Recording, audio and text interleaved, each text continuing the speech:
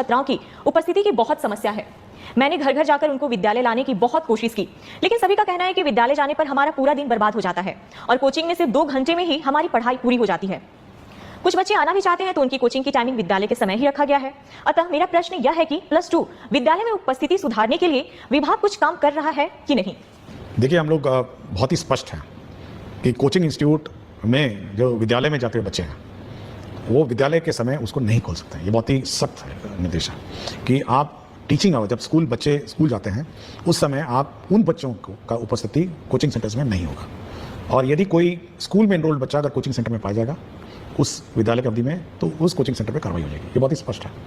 इसलिए मैं सभी कोचिंग सेंटर को भी मैं चेतावनी देता हूं कि अगर कोई स्टूडेंट है जो स्कूल में एनरोल्ड है, ठीक है, कोई स्कूल से बाहर है या किसी प्राइवेट स्कूल में जो स्कूल में, वो अपना जा सकता है। लेकिन अगर सरकारी विद्यालय में अगर बच्चा एनरोल्ड है और वो बच्चा अगर कोचिंग सेंटर में उसी समय जाता है जब स्कूल खुला हो, तब तो कोचिंग सेंटर पर कार्रवाई हो जाएगी। ये बहुत ही क्लियर है, मैंने सभी को कह दिया और इस पर हम लोग सख्ती करेंगे। दूसरा ये है कि ये बिल्कुल वहम है, ये पेरेंट्स के मन में वहम है कि कोचिंग सेंटर में पढ़ाई अच्छी होती है और सरकारी स्कूल में अच्छी नहीं होती। देखिए, जो हमारे सरकारी टीचर हैं वो एक कॉम्पिटिटिव एग्जाम पास करके आए, ये बिल्कुल अभिभावक के मन में बैठ लीजिए। और जो कोचिंग सेंटर का संचालक है और जो कोचिंग सेंटर का टीचर है, उन्होंने तो कोई एग्जाम पास नहीं किया है। अब आप सोच सकते हैं कि उस कोचिंग सेंटर में क्या पढ़ाई होती होगी। तो यह अभिभावक को सोचना है कि भाई इस प्रकार की व्यवस्था में वो जो ठूस के, मतलब हम देखें एक दो कोचिंग सेंटर मैंने देखा है, मधुबनी में मेन गली में मैंने देखा था कि 12 फीट बाई 12 फीट के कमरे में ठूस के भरा हुआ है। और कुछ कोचिंग सेंटर तो 500 अपना घर जाता था, घर में बैठा पढ़ाई किया, पास हो गया।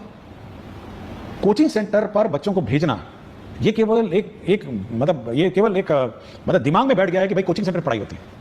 और कभी कभी मैं देखता हूँ, मतलब यूट्यूब में कभी देखता हूँ, मतलब प्रचार कर रहे हैं, ऐसे प्रचार कर रहे हैं जैसे कोई कोचिंग सेंटर में भर्ती करा दीजिए तो आपका बच्चा पढ़ लेगा। और ये बिल्कुल गलतफहमी है। तो मैं ये कहूंगा अभिभावक से, भाई आपको बाद में पढ़ाना, जब पढ़ाना पढ़ाइए ना, आप स्कूल आवर के बाद पढ़ाइए, स्कूल शाम को जाके पढ़ाइए ना, 2 घंटा 3 घंटा जाइए पढ़ाइए, मुझे कोई प्रॉब्लम नहीं। लेकिन स्कूल आवर में जो बेसिक शिक्षा है वो ग्रहण करना पड़ेगा। और उस समय उस बच्चे को अगर कोचिंग सेंटर में भेजेंगे और कोचिंग सेंटर उसको एडमिट कर लेगा तो कोचिंग सेंटर पर कार्रवाई हो जाएगी। और मैंने पहले भी कहा था, अभी आज कार्यक्रम से पहले कहा कि टीचर और हेडमास्टर नोटिस दे दीजिए कि अगर आपको इतना ही रुचि है और इतना ही आपकी इच्छा है कि बच्चा कोचिंग सेंटर में पढ़े तो पढ़े, वहीं जाकर पढ़े। आपको लगता है, देखिए, अभिभावक is the first the most important जज ऑफ स्टूडेंट। उसको लगता है कि मेरा बच्चा कोचिंग सेंटर में ही ज्ञान प्राप्त करेगा तो वहीं ज्ञान से, अब स्कूल से उसका नाम काट दीजिए। तो ये बिल्कुल सख्ती होनी चाहिए। और हम लोग को यूनिवर्सल एजुकेशन और आरटी में यह है कि हर बच्चे को शिक्षा देने का कर्तव्य सरकार का है।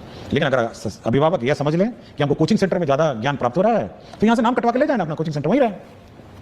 आप क्यों यहाँ पे हम लोग का समय व्यर्थ करें? जो बच गए हैं उनको अच्छा पढ़ाया जाएगा।